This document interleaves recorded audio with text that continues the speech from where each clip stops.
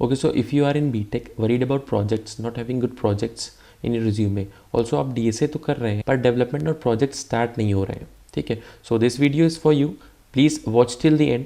Okay, so without wasting much of the time video को शुरू करते हैं. So hello and welcome to channel again guys, this is Shaurya Awasthi. तो आज की वीडियो में हम कवर करने वाले हैं बीटेक लाइफ के एक सबसे इंपॉर्टेंट मेजर पार्ट के बारे में, ठीक है, जो कि है प्रोजेक्ट्स.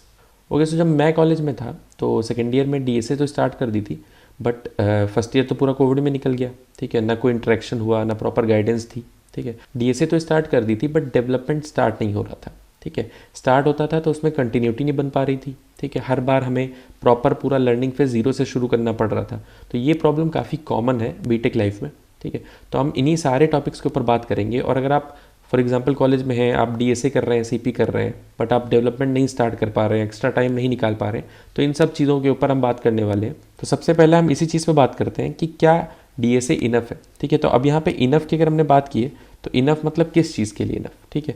तो हम यहाँ पे फोकस करने वाले हैं प्लेसमेंट पॉइंट ऑफ व्यू से, ठीक है, जॉब पॉइंट ऑफ व्यू से, जॉब अपॉर्चुनिटीज़, क्योंकि एंड गोल आपका बीटेक लाइफ में यही है. या तो आप फिर फर्दर एजुकेशन के लिए जाएँ.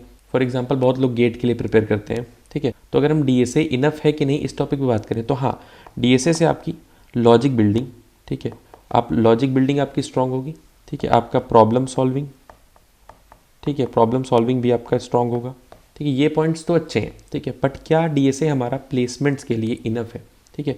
तो अगर हम बात करें ऑन कैंपस या ऑफ कैंपस प्लेसमेंट्स के लिए, ठीक है, तो सबको पता है कि यार जो एक हमारा कोडिंग राउंड होता है या असेसमेंट राउंड होता है, उसमें हमारा DSA जो है वो एक बहुत इंपॉर्टेंट रोल प्ले करता है, ठीक है. तो DSA तो इंपॉर्टेंट है, बट क्या वो इनफ है, उस टॉपिक पे हम बात करेंगे. तो फॉर एग्जांपल बहुत लोग, अगर मैं बोल दूं डायरेक्टली कि DSA इनफ नहीं है, तो इस बात पे भी बहुत लोग कॉन्ट्रैक्ट करेंगे, क्योंकि DSA से डायरेक्ट जॉब्स भी मिल गई बहुत लोगों को, ठीक है. बहुत लोगों से इंटरव्यूज़ में खाली DSA के क्वेश्चंस पूछ लिए और उनको जॉब मिल गया. तो ठीक है, वो एक लक पे भी डिपेंड है, या वो एक कह सकते हैं कि पर्टिकुलर डिपेंड करता है कि आपका इंटरव्यूअर आपसे सिर्फ DSA की प्रॉब्लम पूछ ले रहा है, ज़्यादा रिज्यूमे में डीप डाउन नहीं कर रहा है, ठीक है. बट यहाँ पे जो सबसे इंपॉर्टेंट चीज़ होती है, ठीक है, आपके कॉलेज में भी आपको ये चीज़ बताई जाती है, ठीक है. जब आप प्लेसमेंट्स के लिए प्रिपेयर करते हैं तो रिज्यूमे आपको बनाना पड़ता है, एक अच्छा रिज्यूमे, एक ATS फ्रेंडली रिज्यूमे जो कि आसानी से फिल्टर आउट हो सके. तो रिज्यूमे में हमारा जो प्रोजेक्ट सेक्शन होता है, तो अगर आप 0 प्रोजेक्ट्स के साथ जा रहे हैं तो आप इसमें क्या डालेंगे, और अगर आप अपने प्रोजेक्ट सेक्शन को रिमूव कर देंगे रिज्यूमे से, ठीक है, तो इंटरव्यूज़ में ये प्रॉब्लम क्रिएट करेगा, ठीक है. अगर आपका ब्लैंक है, अगर आपका पूरा प्रोजेक्ट सेक्शन ब्लैंक है, तो इंटरव्यूज़ में थोड़ा सा इफेक्ट करेगा, शॉर्ट लिस्टिंग में भी थोड़ा सा इफेक्ट होगा. साथ ही साथ में अगर हम बात करें इंटर्नशिप्स की, ठीक है, तो जो इंटर्नशिप्स हमको मिलती हैं डायरेक्टली, उस पर बहुत बड़ा इफेक्ट होता है हमारे प्रोजेक्ट्स का, ठीक है. अगर हमने अच्छे प्रोजेक्ट्स कर रखे होंगे, ऑलरेडी हमें अच्छे टेक स्टैक का नॉलेज होगा, तो हमारा इंटर्नशिप मिलने के चांसेस बढ़ जाते हैं.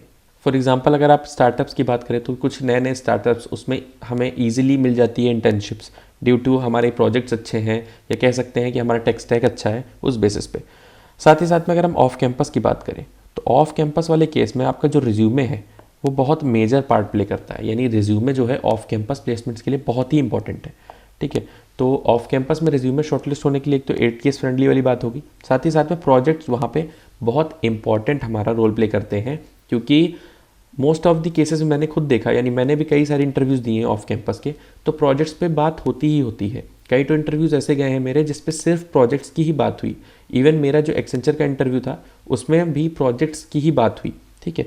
तो टेक्निकल है या टेक्निकल नहीं है इंटरव्यू डिपेंड नहीं करता, बट प्रोजेक्ट्स की बात बहुत कॉमन है, ठीक है. अगर मैं अपने एक्सपीरियंस की बात करूँ, यानी मेरा एक्सपीरियंस कैसा रहा कि मैंने भी DSA किया, ठीक है. मुझे भी ये डाउट था कि डेवलपमेंट स्टार्ट नहीं हो पा रहा था, ठीक है. बेसिक प्रोजेक्ट्स बने थे हमारे पास, बट जब मैं थर्ड ईयर में आया तो कुछ प्रोजेक्ट्स में मैंने काम किया, तो वो देखते हैं. तो DSA तो अच्छा था मेरा, ठीक है. स्टार्टिंग से मैंने DSA किया भी है. बेसिक प्रोजेक्ट्स मेरे पास थे, सिर्फ बेसिक प्रोजेक्ट. फॉर एग्जांपल कि हमारा क्लोन हो गया, या किसी ऐप का क्लोन हो गया, या Spotify क्लोन हो गया, Netflix क्लोन हो गया, या नॉर्मल हमारे लैंडिंग पेजेस हो गए, ठीक है. तो ऐसे प्रोजेक्ट्स क्या हमारे हेल्पफुल होंगे, तो हम उन पे बात करते हैं कि अगर हम काफ़ी सारा टाइम अपना वेस्ट करते हैं लर्निंग फेज़ में. लर्निंग फेज़ यानी हमने DSA स्टार्ट किया और हम सीखे जा रहे हैं, यानी हम पढ़ रहे हैं, नोट्स बना रहे हैं, बट हम इम्प्लीमेंट नहीं कर रहे हैं. तो वो एक बहुत ख़राब टेक्निक है हमारी, क्योंकि मैंने भी ये फॉलो की थी. उसमें ही ये प्रॉब्लम आती है कि आप जहाँ पे उसको लीव करोगे आपको फिर से 0 से स्टार्ट करना पड़ेगा. या फॉर एग्जांपल है कि बेसिक से हम स्टार्ट करते हैं। वेब डेव की बात करता हूँ। आपने HTML पढ़ी, CSS पढ़ी, जावास्क्रिप्ट पढ़ी, फिर आपने उस पर कुछ डेवलप नहीं किया तो वो आपका बेकार है, वो वर्थ इट नहीं है आपका पढ़ना, आप कितना भी पढ़ लो। तो बेस्ट तरीका ये है यार कि आप क्या करें, आप लर्न करें बट उसके साथ साथ डेवलप भी करते रहें, ठीक है। तो जो मैंने किया, ठीक है, मैंने एंड में कुछ हमारे अच्छे प्रोजेक्ट्स यानी एक गुड प्रोजेक्ट्स पे फोकस किया। अब गुड प्रोजेक्ट्स से यहाँ पे क्या मतलब है, ठीक है, ऐसा प्रोजेक्ट जो रियल में कोई प्रॉब्लम का सोल्यूशन प्रोवाइड करता हो। यानी आपके रिज्यूमे में अगर ऐसा प्रोजेक्ट है जो सच में किसी एक जेन्युइन या रियल वर्ल्ड प्रॉब्लम को सॉल्व करता है, ठीक है, तो वो एक गुड प्रोजेक्ट है, ठीक है। वो एक जेन्युइन, एक क्रिएटिव प्रोजेक्ट हो सकता है जो कि आपके रिज्यूमे पे इम्पैक्ट डालता है, आपके इंटरव्यूज़ में एक अच्छा इम्पैक्ट सेट करता है, ठीक है। तो अगर मैं बात करूँ यहाँ पे कि अगर आपके पास 0 प्रोडक्ट है, ठीक है, सेकंड टॉपिक पे हम बात करने वाले हैं कि अगर हमने बात कर ली कि DSA हमारा इनफ है कि नहीं है, इसके दोनों आंसर्स हो सकते हैं, बट क्या इंपॉर्टेंट था, हमने वो बात कर ली, ठीक है। अगर हम बात करें यहाँ पे फर्स्ट प्रोजेक्ट, अगर आपके पास अभी तक 0 प्रोजेक्ट है, यानी आपके पास एक भी प्रोजेक्ट नहीं है, ठीक है, तो आप क्या कर सकते हैं, ठीक है। अगर आपके पास बहुत टाइम है तो आप चीज़ें लर्न कर सकते हैं या किसी एक टेक स्टैक में अच्छा काम कर सकते हैं, धीरे धीरे बेसिक प्रोजेक्ट बिल्ड कर सकते हैं, ठीक है। अगर आपके पास टाइम नहीं है तब भी आप काम कर सकते हैं, बट आप क्या करना पड़ेगा, आप बेसिक्स पढ़ेंगे, ठीक है, किसी भी टेक स्टैक के, ठीक, और ये जल्दी भी हो जाएगा आपका। और आपको ऐसा नहीं है कि चीज़ें आएंगी नहीं, क्योंकि चीज़ें जो हैं आप जब तक प्रैक्टिस नहीं करेंगे तब तक नहीं आएंगी, ठीक है। तो आपको क्या करना है, आपको लर्न करना है बट डेवलप करते हुए लर्न करना है। फॉर एग्जाम्पल कि मुझे सीखना है कि थोड़ा जावास्क्रिप्ट मुझे बिल्कुल नहीं आती, तो मैं क्या करूँगा, मैं बेसिक ऑफ जावास्क्रिप्ट सीखूंगा, फिर जाऊँगा उसके प्रोजेक्ट छोटे मोटे देखूंगा। For example to do list है, ठीक है, ऐसे और छोटे मोटे प्रोजेक्ट्स हैं, उनको डेवलप करूँगा, ठीक है। भले देख देख के कर रहा हूँ बट इम्प्लीमेंट कर रहा हूँ खुद के सिस्टम में।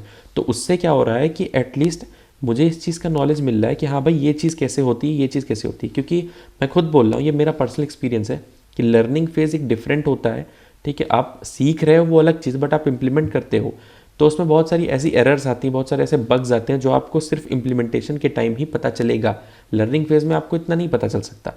तो क्या है कि आप जब डेवलप करेंगे, क्योंकि at the end of the day आपको डेवलप ही करना है ना। आप अगर सीख रहे हो कोई टेक स्टैक तो आपको चीज़ें डेवलप करनी है, ठीक है, वेब ऐप डेवलप करना है या एप्लीकेशन डेवलप करना है, तो आप डेवलप करते हुए सीखो, छोटे छोटे प्रोजेक्ट्स उठाओ और उनसे आप धीरे धीरे चीज़ें और सीख सकते हैं, और वो फिर कहीं ना कहीं आपको आगे भी यूज़ आएगा। For example to do list में कुछ ऐसी फंक्शंस आप यूज़ करेंगे, कुछ ऐसी चीज़ें आप यूज़ करेंगे, टेक्निक्स आप यूज़ करेंगे जो आपको फर्दर बड़े प्रोजेक्ट में भी काम आएंगी।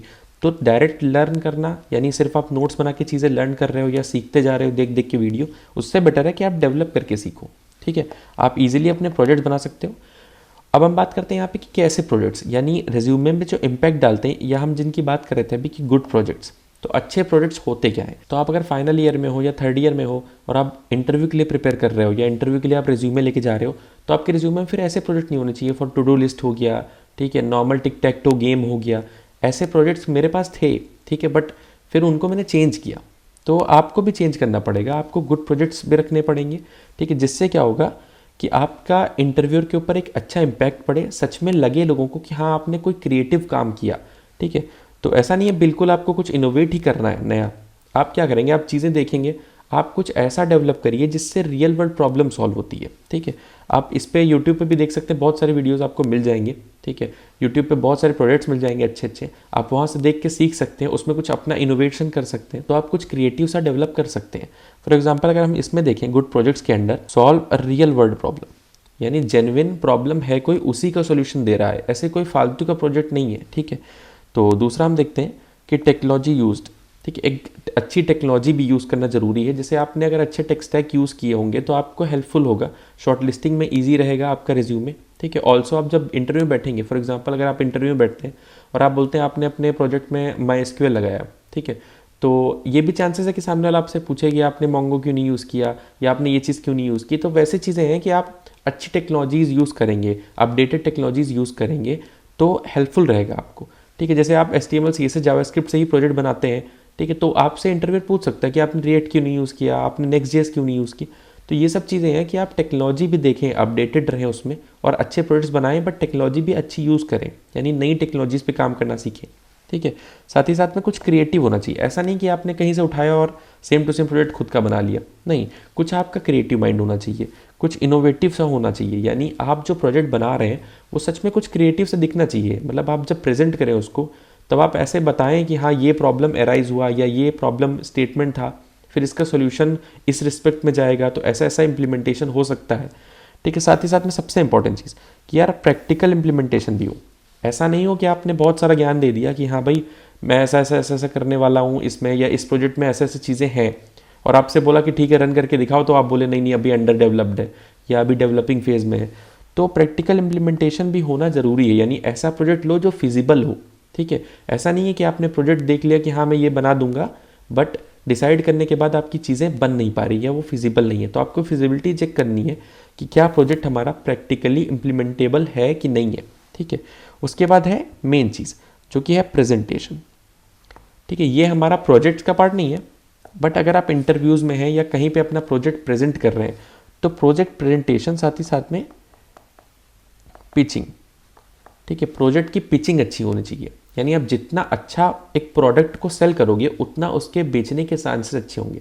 फॉर एग्जांपल, आप एक प्रोडक्ट है, आप उसको सेल करते हो, तो उसका एडवर्टाइज इतना अच्छा होना चाहिए। ठीक है, उसको एडवर्टाइज इतने अच्छे से करो या उसकी पिचिंग इतनी अच्छी करो कि वो एक इम्पैक्ट डाले बाकी लोगों पे या पब्लिक पे। ठीक है, तो लोग उसको जल्दी ईजिली परचेस कर सकते हैं। तो यही चीज़ है प्रेजेंटेशन हमारा। अगर हम इंटरव्यूअर के सामने या कहीं भी किसी हैकाथॉन में भी अगर आप जाते हैं और अगर आपकी पिचिंग अच्छी होती है प्रोजेक्ट की, तो आधा काम तो वहाँ सॉल्व हो जाता है। उसके बाद अगर आपके पास प्रैक्टिकल इम्प्लीमेंटेशन भी है तो आपके लिए वो चीज़ें ईजी हो जाती हैं। ठीक है, सो या that's all about this video.